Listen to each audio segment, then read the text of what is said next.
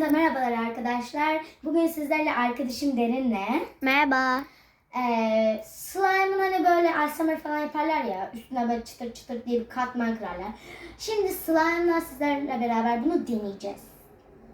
Evet arkadaşlar, şimdi bu slime'ı bir tanecik kap alıp içine koyuyoruz. Evet. Ben kıyamadım slime'ıma, bu yüzden az bir tanecik aldım. Sonra bir tanecik mum alıyoruz. Bir de çakmak tabii ki de yakacağız. Şu şekilde yakalım. Sen de gel şuraya. Ha. Tamam. 2 dakika sonra görüşürüz. Evet arkadaşlar, gördüğünüz gibi şuradan akıyor. Dondu bir tanesi galiba. Neyse, biz hala bekliyoruz. Görüşürüz. Tabii bu videonun bittiği anlamına gelmez. Evet arkadaşlar, biz mumun erimesini bekledik ve içine döktük. İşte şu şekilde döktük. Şimdi kurumasını bekleyeceğiz birkaç dakika. Bence çirkin oldu ya. Arkadaşlar, siz kankıştamı dinlemeyin. O sadece beğenmedi. Arkadaşlar, bu beklediğimizden de uzun sürdü. Hala bekliyoruz şu an. Bu videoyu beğenmeyi ve kanalıma abone olmayı lütfen unutmayın. Ve ayrıca destek yorumlarınızı da bekliyorum.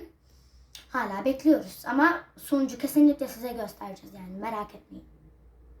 Arkadaşlar, şu an donmasını bekliyoruz ama görünümü şu şekilde. Küçük kapta yaptık. Zaten annem izin verdi, neyse ki. Değişik. Değişik mi kokuyor? Evet. Da yok. Birazcık daha beklememiz gerekiyormuş. 5-10 dakika sonra görüşürüz. Görüşürüz o zaman. Yemin. Arkadaşlar, biliyorum o kadar ünlü değilim ve Mr. Beast kadar olamayacağımı da biliyorum. Neyse. Abone olmanızı sizden çok rica ediyorum. Lütfen bakın, beni kırmayın. Ben 61 aboneliğe gelemedim. Sadece 60'ım. Neyse, desteğinizi istiyorum. Bakın, abone olun Allah rızası için.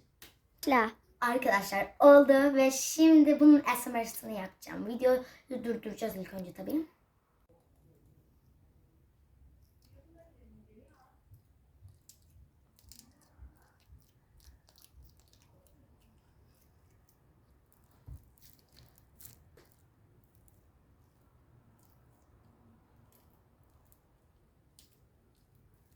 Videomuzu beğendiyseniz yorum atın.